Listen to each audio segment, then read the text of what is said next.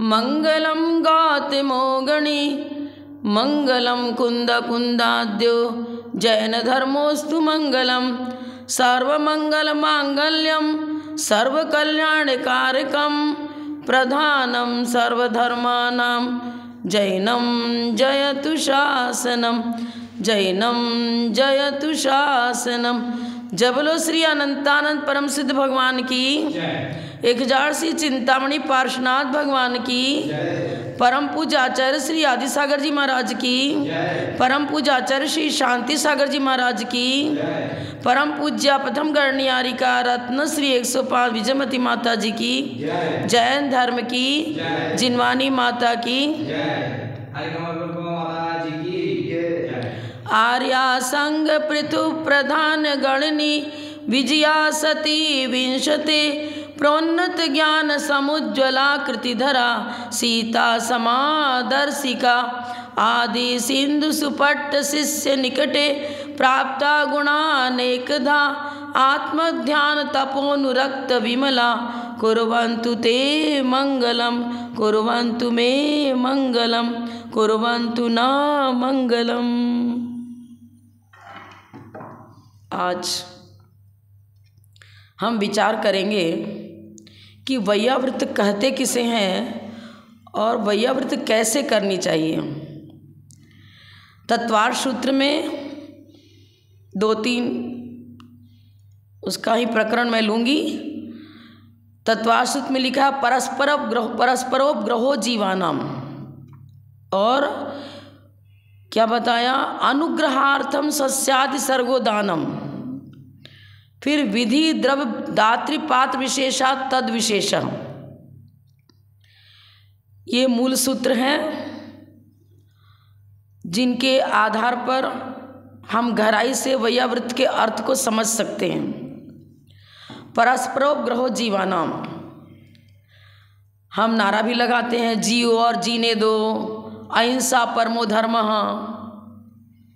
जब हमारे अंतःस्थल में स्वपरहित की भावना प्रवाहित होती है, एकेंद्रीय से लेकर पंचेंद्रीय तक सभी जीवों के उद्धार, और उद्धार का अर्थ मतलब उनको धर्म में लगाना, प्रत्येक प्राणी धर्म मार्ग को पकड़े, मोक्ष मार्ग पर अग्रसर हो, एकेंद्रीय से लेकर पंचेंद्रीय तक सभी जीवों के प्रति हित की भावना निश्चय न से, यही वैयाव्रत है। और उसी को कहा परस्परोपग्रहो जीवानाम। यद्यपि एक द्रव्य दूसरे द्रव्य का उद्धार नहीं कर सकता शुद्ध निश्चय न से,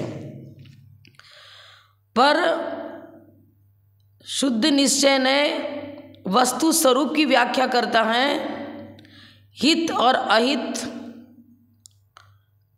जब निमित्त नैमित्तिक भाव से हम चर्चा करते हैं तो एक द्रव्य दूसरे द्रव्य के अहित में भी कारण बनता है और हित में भी कारण बनता है। एक शिक्षक किसी विद्यार्थी को पढ़ाता है, उसके ज्ञान की वृद्धि करता है, वो उसमें निमित्त बना, तो निमित्त नैमित्तिक भाव से ही ये सूत्र रचा गया है परस्परोपग्रहो जीवानाम। एक द्रव्य दूसरे द्रव्य के हित में निमित्त बन सकता है। गुरु ने शिष्य को दीक्षा दी, मोक्ष मार्ग पर लगाया, उसको अध्ययन करा करके तत्व ज्ञान दिया, और वो उस तत्व ज्ञान के द्वारा कषायों का शमन करता है, इंद्रियों का दमन करता है। तो शिक्षक गुरु का उपकार करते हैं, गुरु शिष्य का उपकार करता है। जो गुरु का शिष्य उपकार, शिष्य का गुरु से उपकार, यही तो है परस्परोपग्रहो जीवानाम। यह वैयाव्रत है। वैयाव्रत का मतलब हम क्या, मात्र पैर दबाना, तेल मालिश कर देना, गुरु की सेवा शुश्रूषा करना, ये इतने ही दायरे में वैयाव्रत सीमित नहीं है। रत्नकर्ण श्रावकाचार्य में लिखा है, दानम वैयावृत्तम तपोधनाय गुण निधे अनपेक्षितोपचारो, क्या बताया उन्होंने, अनपेक्षितोपचारो पग्री गृहाय विभवेन। दानम वैयावृत्तम, दान करना, आहार दान, औषध दान, ज्ञान दान, अभय दान, देना, दानम। लेकिन किसके लिए? धर्माय, धर्म की भावना को लेकर के। और रत्नत्रयधारी तपोनिधि जो मुनिराज हैं, महाव्रती हैं, अणुव्रती हैं, दो व्रती जीव हैं, त्यागी व्रती हैं, उनके प्रति हम उनके रत्नत्रय की वृद्धि फलोत्पत्ति के लिए आहार देते हैं, औषध दान करते हैं, उनके द्रव्य प्राण की रक्षा का निरंतर प्रयास करते हैं, ताकि द्रव्य प्राण है, जीवन है तो धर्माचरण भी कर पाएंगे। जीवन ही नहीं है तो धर्माचरण कहाँ से करेंगे? इसलिए अभय दान, अभय दान मतलब द्रव्य प्राण की रक्षा करना, औषध दान, ज्ञान दान, अभय दान। और ज्ञान दान, औषध दान, अभय दान क्या लेते हैं? और औषध दान, ज्ञान दान। तो हमें ये कहना है कि दान को वैयावृत क्यों कहा? आप एक दिन भी किसी मुनिराज को आहार देते हो, वो डाइजेस्ट हुआ, सब धातु का निर्माण हुआ। एक दिन का दिया हुआ आहार जीवन पर्यंत उनकी तपा साधना में सहकारी बनता है, रत्नत्रय की वृद्धि फलोत्पत्ति में वो दिया हुआ दान कारण बनता है। इसलिए दान को वैयावृत कहा। आहार देना भी वैयावृत है, उनके रोग निवारण के लिए औषध देना ये भी वैयावृत है। और आपने अभय दान, यदि आहार दोगे तो द्रव्य प्राण की रक्षा होगी, और द्रव्य की प्राण की रक्षा ही औषध दान है। ज्ञान दान कैसे होता है? शास्त्र छपाया आपने और मुनिराज के लिए दे दिया, वो अध्ययन करते हैं, उनके ज्ञान की वृद्धि होती है। तो शास्त्र दान से ज्ञान दान हो रहा है। और देशनालब्धि के द्वारा मुनिराज शिष्यों को पढ़ाते हैं, वो भी ज्ञान दान है। श्रावक मुनिराज को शास्त्र भेंट करके ज्ञान दान करता है। तो ये चारों प्रकार का दान वैयावृत्त में गर्भित है। पर अनपेक्षितोपचारों, बदले में कुछ हमें प्राप्त हो जाए, मुनिराज मुझे कुछ मंत्र दे देंगे जिससे मेरे घर में धन की वृद्धि होगी, मेरा मकान बन जाए, मेरे को पुत्र की उत्पत्ति हो जाए, इस लौकिक कामनाओं को लेकर के वैयावृत नहीं करनी चाहिए। अनपेक्षितोपचारों, उपक्रिय माने प्रयास, प्रयत्न, उपक्रम करना। आपका जो उपक्रम है, पुरुषार्थ है, यदि निरीवृत्ति से हो रहा है तो वो वैयावृत है। और कुछ बदले में चाह करते हो कि मुनिराज मेरा कुछ हित कर देंगे, हित कर देंगे मतलब मेरी दुकान अच्छी चल जाए इसके लिए कुछ उपाय बता देंगे, मेरा मकान बन जाए इसके लिए कुछ उपाय बता देंगे। इस कामना को लेकर यदि मुनिराज के पास जाते हो और उनकी सेवा शुश्रूषा करते हो तो यह मोक्ष मार्ग का कारण नहीं बनेगा। ये आपके लिए जो जैन आगम में दान की परिभाषा बताई है वो निरीवृत्ति से होनी चाहिए। मात्र स्वपर हित, हमको भी पुण्यार्जन हो और जिनके लिए दान दे रहे हैं उनके भी रत्नत्रय की वृद्धि हो। क्योंकि सर्वार सिद्धि ग्रंथ में वैयावृत्त की परिभाषा क्या बताई है? गुणवत दुखोपनिपाते निर्वद्येन विधिना तदपहरणम वैयावृत्तम। तदपहरणम माने अपहरण किसका? दुख। गुणवत माने रत्नत्रय के धारी हैं, उनके ऊपर कोई कष्ट आ गया, कोई उपसर्ग हुआ, शीतकाल में, ग्रीष्मकाल में उनके कुछ बाधाएं आ रही हैं, उनको ऐसी निवास स्थान दिया जहाँ ठंडक रहे, धूप की गर्मी ज़्यादा ना पहुँच पाए। तो हर प्रकार से उनको इस प्रकार से, पर निर्वद्येन विधिना, हिंसात्मक पद्धति से उनकी वैयावृत नहीं करना। अहिंसा परमो धर्म सूत्र का ध्यान रखते हुए उनके व्रत में अतिचार न लगे, अनाचार न लगे, दोष न लगे, इस विधि से उनके दुख का निष्कासन माने दुख को दूर करना, कष्ट को दूर करना। मुनिराज के ऊपर किसी कारण से तिर्यंचकृत, मनुष्यकृत, देवकृत किसी प्रकार का कोई उपसर्ग होता है अथवा परिशा, क्षुधा, तृषा आदि जो 22 परिसर बताए हैं उनके उपस्थित होने पर, एक साथ तो 22 आते नहीं, एक साथ अधिक से अधिक तो 19 परिसर, ज़्यादा नहीं आ सकते। तो शीतकाल में उनको कुछ इस प्रकार का गर्म स्थान पर देना जिससे उनको ठंडी न लगे, खिड़की वगैरह बंद कर देना, पैक कर देना, कुछ ऐसा खिड़कियों पर पर्दे वगैरह इस प्रकार लगा देना जिससे ठंडी हवा अंदर प्रवेश न करे। तो इस प्रकार से उनको सुविधाएं देना, लेकिन निर्वध्यन विधिना लिख दिया जिससे दोष लगता है व्रत में, कुछ हिंसात्मक पद्धति चालू हो जाती है, वो वैयाव्रत का प्रतीक नहीं बनेगा। व्रतों की रक्षा करने के लिए शरीर की रक्षा करते हैं मुनिराज, अपने व्रतों की रक्षा हेतु आहार करते हैं और जो भी उपकरण स्वीकार करते हैं, चटाई है, पाटा है, तो वो शरीर मात्र की रक्षा का लक्ष्य उनका नहीं होता है।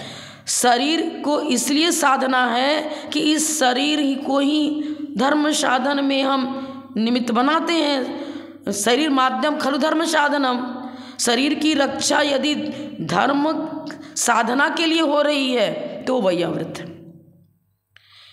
श्री सेन राजा ने रिद्धिधारी मुनिराज को आहार दिया था, आदित्य गति और आरिंजय नाम के मुनिराज को आहार दिया था, और निकट भाव में उस आहार दान के का पुण्य कुछ ऐसा रहा कि उनको ऐसा भाव मिला जिसमें वो जैन कुल भी मिलता रहा और वो अपने व्रतों की साधना उत्तरोत्तर बढ़ाते गए और निकट भाव में 16वें तीर्थंकर शांतिनाथ बन गए। आहार दान तो एक छोटा सा बीजारोपण हुआ, धर्म से जुड़ते गए, साधना बढ़ाते गए और निकट भाव में 16वें तीर्थंकर शांतिनाथ, तीर्थंकर चक्रवर्ती और क्या बने, कामदेव, 3 पद के धारी बन गए। औषध दान एक कन्या ने दिया था, ब्राह्मण की कन्या थी, भूमिराज की, उसने वैयाव्रत करी, सेवा सुत्ता करा। निकट भाव में वो क्या वृषभ सेना की पर्याय, यदि भी स्त्री पर्याय मिला मिथ्यात्व की वजह से, लेकिन वृषभ सेना नाम की कन्या हुई और उसके शरीर पर जो जल डाला जाता था उस जल को इकट्ठा करते थे लोग, और जिसको किसी को कोई भी रोग हो गया उसके ऊपर छिड़क देते और सब प्रकार का रोग दूर हो जाता था। इसी प्रकार की एक और है कथा, तो उसने भी इसी प्रकार से वैयाव्रत के द्वारा वो उसके शरीर में भी इस प्रकार की शक्ति आ गई थी कि उसके स्नान से लोगों का रोग दूर होता था। रिद्धिधारी मुनिराज अपनी तपा साधना के द्वारा इस प्रकार की उनके अंदर शक्ति आ जाती है कि उनके मल्लौषधि रिद्धि, जलौषधि रिद्धि आदि आपने ग्रंथ में पढ़ा होगा, और उनके शरीर को टकरा करके जो हवा बहती थी वो किसी को लग जाए तो वो भी उसका रोग दूर हो जाता था। इस प्रकार के प्रकरण ग्रंथों में मिलते हैं। विशल्या थी तो विशल्या आगे, विशल्या के शरीर में भी इस प्रकार की शक्ति आ गई थी कि वो लोगों का रोग दूर, उससे स्नान जल से रोग दूर होता था। तो हमें ये कहना है कि हम वैयाव्रत किस प्रकार करें, किसकी करें और करने वाला कैसा होना चाहिए। यहाँ तो रत्नकर्ण सावकाचार्य में दानम वैयाव्रतम लिखा, देह वस्तु क्या होती है, किस वस्तु का दान देना चाहिए। तो आचार्य बताते हैं राग द्वेष असंयम मद दुख भयादिकम यद कुरुते द्रव्यम तदेव देयम सुतपः स्वाध्याय वृद्धि करम।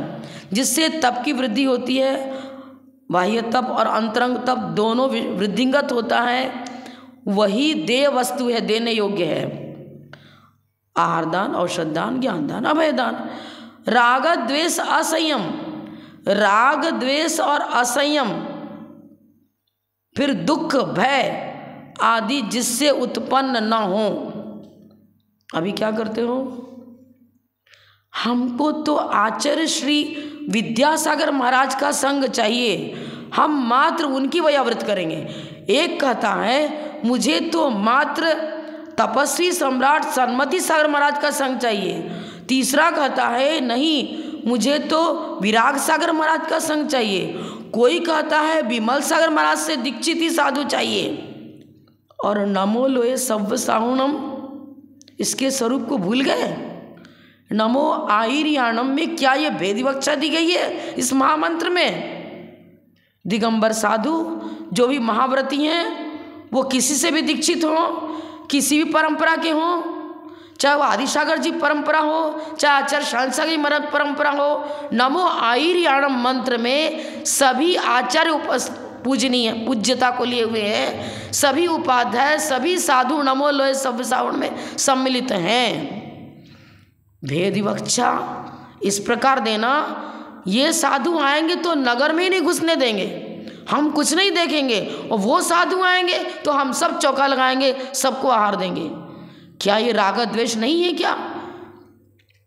इस प्रकार की राग द्वेष की भावना को लेकर के यदि हम दान दे रहे हैं और अंतरंग में इस प्रकार कषाय की डलियों को पालन पोषण उसका कर रहे हैं, पल रहा है अंतरंग में, तो वो राग द्वेष दाता का गुण नहीं हुआ, विषैला तत्व हो गया। उसका दान निरीवृत्ति से नहीं हो रहा है।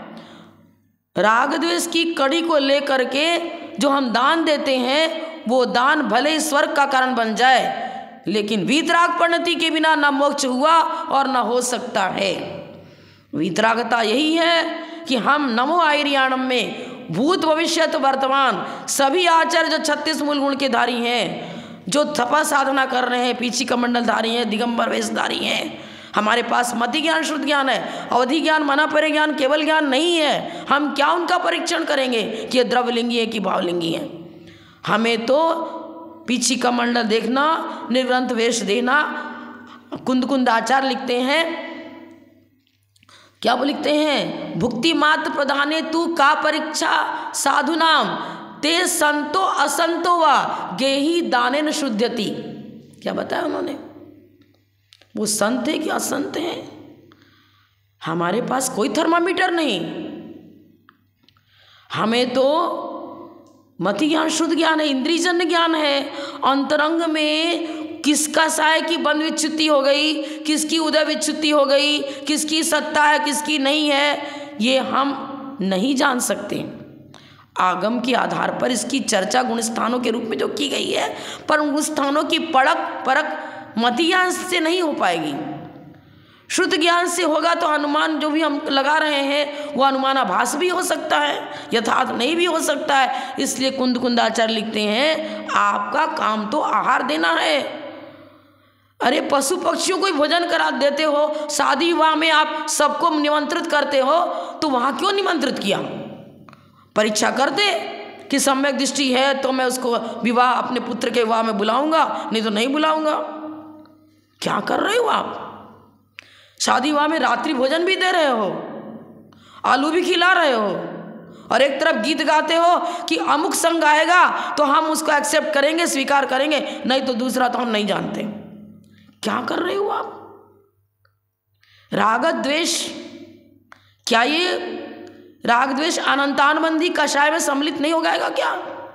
सम्यक दृष्टि है, यदि अनंतानबंधी कषाय उसके अंतस्थल में नहीं है तो निरंतर नमो आईरियाणम इस सूत्र को महत्व देता हुआ कोई भी आचार्य परमेष्ठी आ रहा है, किसी का भी संग आ रहा है, वो उनकी अगवानी करेगा, उनको आहार देगा, उनकी वैयाव्रत करेगा, सेवा शुश्रूषा करेगा। यही वैयाव्रत तीर्थंकर प्रकृति के बंध का कारण बनेगा। और राग द्वेष रहित चलो कुछ द्रव्य खर्च किया, स्वर्ग चले जाओगे, लेकिन संसार नहीं मिटेगा। संसार तो तब मिटेगा जब वीतराग परिणति को अंतस्थल में प्रवाहित किया जाएगा। एक इंद्रिय से लेकर पंचेंद्रिय तक सभी जीवों के रक्षण का भाव अंतस्थल में प्रवाहित होता है वेग के साथ। मतलब एक अंतस्थल में एक ऐसी आंधी चलती है कि कब ऐसा होगा जब इस पृथ्वी पर सभी जैन धर्मावलंबी बन जाएंगे, सभी मोक्ष मार्गी बनेंगे। एक इंद्रिय से लेकर पंचेंद्रिय तक सभी जीवों का हित होना चाहिए। एक इंद्रिय पर्याय का, अरे वहाँ तो कर्मफल चेतना है, वहाँ पर कैसे परस्परोपग्रहो जीवानाम यह सूत्र लगेगा? लगता है। कुंद आचार्य ने बोध पाहुट ग्रंथ है या सूत्र पाहुट में ध्यान में नहीं आ रहा है, 9 नंबर का सूत्र है, उसमें लिखा है जिन धर्म जो है वो षट का हियंकरम भणियम, जिन धर्म जिनागारम षट का हियंकरम भणियम। षटकाय की रक्षा, षटकाय का हित जिन धर्म से होता है। अरे जिस पाषाण से आपने मूर्ति बनाई वो क्या पृथ्वी कायिक नहीं था क्या? पृथ्वी कायिक जीव का ही तो कलेवर है, उसको पृथ्वी काय कहते हो, पर पृथ्वी कायिक के बिना पृथ्वी काय कहाँ से उपलब्ध होगा? किसी जीव ने पृथ्वी कायिक नाम कर्म का बंध किया, वहाँ उत्पन्न हुआ, और यदि उसने चांदी का बंद किया तो चांदी वाला पर्याय मिलेगा, स्वर्ण का बंद किया स्वर्ण पर्याय मिलेगा, यदि मार्बल वाला पत्थर, जो भी अनेक प्रकार के पाषाण हैं। अब उनमें से किसी से भी आपने एक मूर्ति का निर्माण किया, पहले तो उसके ऊपर बड़ा बड़ा बम पटका, विस्फोट किया, तब क्या हुआ, उसके द्रव प्राण का तो उच्छेद हो गया। अब द्रव प्राण का उच्छेद होने के बाद वो पृथ्वी कायिक नहीं रहा, पृथ्वी काय बन गया, और उसको कारीगर ने एक मूर्ति का रूप दिया बना करके। बहुत बड़ी हिंसा हुई, द्रव प्राण का उच्छेद हुआ, किसी के माथे पर बम पटकना तो और हिंसा है। लेकिन कुंद आचार्य तय कर रहे हैं कि यदि इस मूर्ति से पाषाण से, उस पाषाण से यदि मूर्ति बनी है, देवशास्त्र गुरु का आकार बना है, तो क्या होगा? अब वो जिन बिंब, जिन आयतन में गर्भित है, जिन बिंब मंदिर देवशास्त्र गुरु और उनके उपासक आयतन कहलाते हैं, तो जब तक वो जिन बिंब है, तो जिसके कलेवर से वो मूर्ति बनी है, वो जीव मरकर तो किसी दूसरी गति में पहुंच गया, लेकिन उसको ही निरंतर पुण्यार्जन होता रहेगा। जब तक वो मंदिर है और प्रतिमा जी हैं, तब तक वो पृथ्वी का एक जिससे बनाया गया बिंब और मंदिर बनाया गया है, वो निरंतर पुण्यार्जन करता है और निकट भाव में संगी पंचेंद्री पर्याय को प्राप्त करता हुआ मोक्ष मार्गी बन जाता है। तो एक इंद्रिय जीव का भी उपकार जैन धर्म से होता है। बादाम चढ़ाते हो, चावल चढ़ाते हो, अखरोट चढ़ाते हो, किशमिश चढ़ाते हो, आम केला अमरूद हरा फल भी चढ़ाते हो। ये सब इसलिए है अष्टद्रव्य में गर्भित। इसको अष्टद्रव्य में गर्भित इसलिए किया गया है कि इन अष्टद्रव्य के माध्यम से वो निमित्त उपादान बन करके आप चावल नहीं बन गए। चावल तो वनस्पति का से प्राप्त हुआ है, पर आपने चावल को उठाया और मंत्र पढ़ा, अक्षय पद प्राप्त अक्षतम निरुपामिति स्वाहा। पर आप पूजा करने वाले हो, पूजा का द्रव्य क्या है? उस वनस्पति से प्राप्त हुआ है। उपादान तो वो द्रव्य की चर्चा करते हैं, तो उपादान तो वो एकेंद्रीय जीव रहा। उपादान कारण में तो आप निमित्त हो। जल चढ़ाते हो, चावल चढ़ाते हो, चंदन चढ़ाते हो, जो भी चढ़ाते हो वो अलग है और आप भिन्न हो, दो भिन्न भिन्न हैं। आप निमित्त बन रहे हो उस एकेंद्रीय जीव के उपकार में, और इसलिए निमित्त बन रहे हो कि आपने जिन पूजा में जिनेंद्र भगवान की भक्ति में उनके द्रव्य का उपयोग किया। अब क्या हुआ समझ लो आप। पृथ्वी का है, जल का है, अग्नि का है, वायु का है। अग्नि को प्रज्वलित करने में हवन करते हैं, तो ऑक्सीजन के बिना, वायु के बिना अग्नि प्रज्वलित होगी क्या? षट का ही अंकरम भणियम कुंद आचार्य लिख रहे हैं। वैयावृत्त का सूत्र हमें जैन आगम से प्राप्त होता है।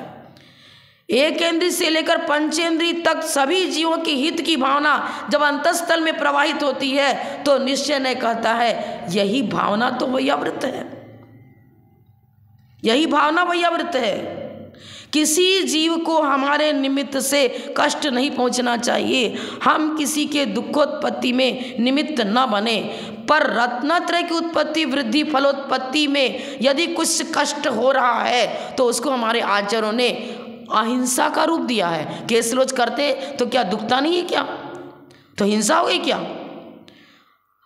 उपवास करते हैं तो भूख प्यास की बाधा तो होती है, पीड़ा तो होती है, लेकिन मुनिराज निरीवृत्ति से हमें तो अपने तप को बढ़ाना है, कष्ट को सहन करते हैं। पर भावना क्या अंतर में है? रत्नत्रय की साधना, मोक्ष मार्ग को पकड़ना, मोक्ष मार्ग पर चलना। यदि पुत्र बांस खा रहा है किसी का, उसके पिता ने बहुत बड़ा दंड दिया उसको और वो रोने लग गया, दुखी हो रहा है, उसको कमरे में बंद कर दिया, ये आदत छोड़नी पड़ेगी तभी तेरे को हम इस घर में रखेंगे, नहीं तो घर से निकाल देंगे। बहुत पीड़ा पहुंचा रहे हैं उसको, भोजन देना बंद कर दिया। लेकिन धर्म की रक्षा का भाव है। मेरा पुत्र पाप बंद नहीं, उसके द्वारा पाप का बंद नहीं होना चाहिए, ये भावना पनप रही है। पुत्र का हित कर रहे हो, अहित नहीं कर रहे हो। धर्माय तनु विमोचन माहु सल्लेखना मारिया, यहाँ भी लिख रहे हैं दानम वैयावृत्तम धर्माय तपोधनाय गुण निधे। धर्म की रक्षा हेतु शरीर की रक्षा, पुत्र पौत्र की रक्षा, परिजन पुरजनों की रक्षा, लक्ष्य वो होना चाहिए। मात्र शरीर की रक्षा ये वैयावृत्त है ही नहीं। शरीर की रक्षा इसलिए करते हैं कि जीवित रहेगा तो ही तो कुछ धर्म काम कर पाएगा, पुण्य अर्जन कर पाएगा। तो धर्म रक्षण पूर्वक प्राण रक्षण महत्वपूर्ण है। अब हमें ये देखना है कि कुछ लोग क्या करते हैं, आहार तो देते पर नहीं, नवधा भक्ति जरूरी नहीं है। आरिकाओं की नवधा भक्ति नहीं होती क्योंकि वस्त्रधारी हैं। अच्छा, आरिकाओं को अचेलक व्रत नहीं है क्या? विचार करो, नए प्रमाण निक्षेप की अपेक्षा हम इसकी चर्चा करेंगे। जिनेंद्र भगवान ने सील की रक्षा हेतु आरिका को एक साड़ी मात्र परिग्रह रखने की आज्ञा दी है, जिन आज्ञा का पालन करना धर्म है। यदि सर्वथा अचेलक के व्रत नहीं है तो हम आपसे पूछते हैं कि आरिका एक साड़ी मात्र ही क्यों रखती है? फिर तो गद्दा, रजाई, पेटीकोट, ब्लाउज सब और शॉल वगैरह सभी लेने लग जाओ। जैसे आप लेते हो वैसे आरिका उसका प्रयोग करने लग जाए। नहीं कर सकते। एक साड़ी मात्र परिग्रह, शील की रक्षा हेतु, धर्माय धर्म की रक्षा हेतु। उनका अचेलक्य उपचरित नय से है, सर्वथा गलत नहीं है। आपने जिस मकान का निर्माण अपने द्रव्य से किया और अपने नाम से उसकी रजिस्ट्री पे करा ली, फिर आप उसको अपना मकान कहना छोड़ दो, वो तो उपचरित नय का विषय है। वो तो उपचरित असद्भुत व्यवहार नय का विषय है कि मेरा मकान है, तुम तो अलग हो। मकान तो जड़ पुद्गल पदार्थ है, आप जीव हो, दो भिन्न भिन्न द्रव्य हैं। मेरापना कहाँ रहा उसमें? तो उपचरित असद्भुत व्यवहार नय से, उपचार से आरिका को उपचार महाव्रती कहते हैं और उनकी नवधा भक्ति होनी चाहिए। मूलाचार भगवती आराधना में, समाचार पत्र में सारी चीजें मुनिवत कही है। मात्र इतना कहा है कि आरिका बैठकर आहार लेती हैं, मुनिराज खड़े होकर आहार लेते हैं। आरिका को, मुनिराज को सर्वथा अस्नान व्रत है और आरिका को मतलब जब रजस्वला पीरियड में होती हैं तब उनको अपने शरीर की शुद्धि के लिए स्नान करना अति अनिवार्य है, क्योंकि फिर शुद्धि होने के बाद ही वो मंदिर पहुंच सकती हैं। तो उनको व्रत अपेक्षाकृत सब कुछ है, प्रतिदिन स्नान नहीं करती। जिस प्रकरण में उनको स्नान की आज्ञा दी है मात्र उसी समय वो स्नान करती हैं। अस्नान व्रत उनका है, लेकिन उपचार महाव्रत बताए ना, 28 के 28 मूल गुण आरिकाओं का भी है और मुनि का भी है। लेकिन जैसी जिनेंद्र भगवान की आज्ञा है उस रूप से वो पालना करती हैं अपना। इन्हें उपचार महाव्रत कहा, उन्हें मूल से महाव्रत कहा। मुनिराज तो मतलब छठा गुण स्थान है उनका, वो हर महाव्रती ही है। और आरिकाएं महाव्रती किस अपेक्षा से हैं? तो मुख्यतः तो नहीं लेंगे, उपचार से लेंगे, क्योंकि एक साड़ी उनके साथ में है, वो बैठकर आहार करती हैं और यथा समय उसने स्नान भी करना पड़ता है। लेकिन सर्वथा मत लगा देना, आरिका श्राविका नहीं है। श्राविका है तो फिर श्राविका जैसा उनका घर मकान गृह त्याग क्यों? वो पैदल विहार करती हैं, केसलोच करती हैं, सब प्रकार से उसी प्रकार आचरण है। एक बार आहार करना, अंतराय पालना, 32 अंतराय टाल करके 40 दोष टाल करके आहार करती हैं। तो सारा चित्रण आगम के अनुसार जैसा कहा है उसी प्रकार अपना चिंतन बनाना, उसी प्रकार आचरण बनाना, उसी प्रकार करना।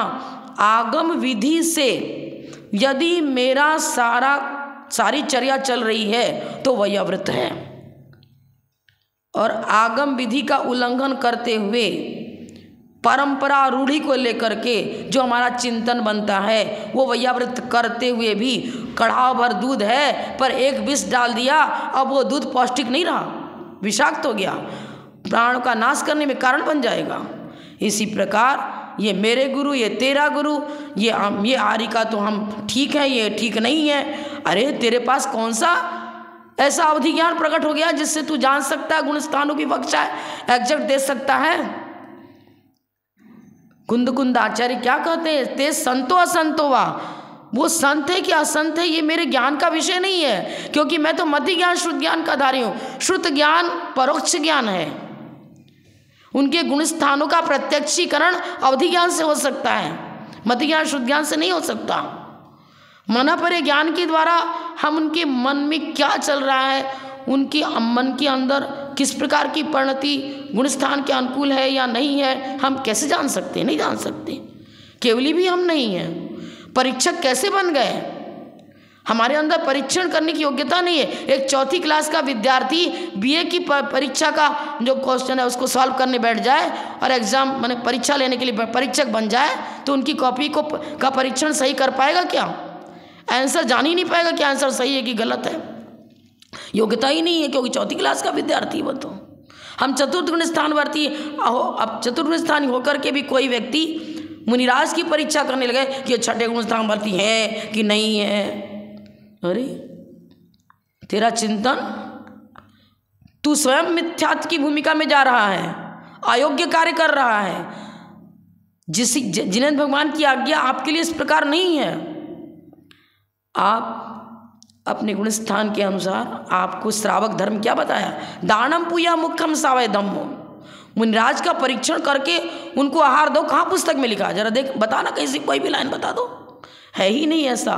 तो वैयावृत्त किसे कहते हैं? हम रत्नकर्ण श्रावकाचार्य से बहुत सरल है, श्रावकों के लिए वर्णन बताया। दानम वैयावृत्तम धर्माय तपो धनाय गुण निधे अनपेक्षितोपचारो पक्रिय मगृहाय विभवेन। अगृहाय मने जो गृह त्यागी मुनिराज हैं, मुख्य रूप में उनके रुए और साधारण भाईवत हम एक दूसरे की सेवा शुश्रूषा करते हैं। यदि सम्यक दृष्टि है अथवा सम्यक दृष्टि हो या नहीं हो, हमारे आचार्यों ने अभय दान की चर्चा तो सभी के लिए की है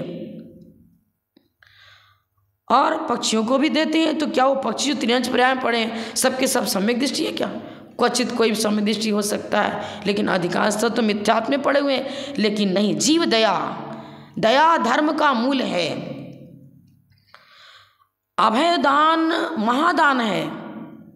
आहार दान में भी, आहार दान में तो सभी दान सम्मिलित हैं। ज्ञान दान, मुनिराज आप आहार नहीं दोगे तो मुनिराज स्वाध्याय ठीक से नहीं कर पाते हैं, वो उनका जीवन भी नहीं टिकेगा, तो फिर तब भी क्या करेंगे? अंतरंग बहिरंग तब भी नहीं कर पाते हैं। तो 28 मूल गुणों का दान, 84 लाख उत्तर गुणों का दान और सब कुछ अंतरंग तप बहिरंग तप, इन सब प्रकार के तप का दान आहार दान में सम्मिलित है। और एक उदाहरण मैं और दूंगी आपको। आचार्य विद्यासागर महाराज के पास एक व्यक्ति पहुंचा और वो कहने लगा, महाराज सबका उपकार करते हो, मैं बहुत गरीब हूँ, भोजन तक मुझे नहीं मिल पाता, मुझे भी कुछ ऐसा आशीर्वाद दो जिससे मेरी जीविका अच्छी तरह चल सके, बड़ा दुखी है, मेरा दुख दूर करो। अब उसका पुण्य बिल्कुल माइनस पर था, 0 पर। महाराज क्या करें? फिर सोच के बताया महाराज ने, तू क्या खाता है? 1 टाइम भोजन कर पाता हूँ बस। तो ऐसा कर, उसमें से कुछ अनाज के दाने अपने काम में न लग करके दान में लगाना। क्या करना? पक्षियों को चुग्गा डाल देना। 1 मुट्ठी अनाज का दाना रोज पक्षियों को डालना। तो डालने लग गया।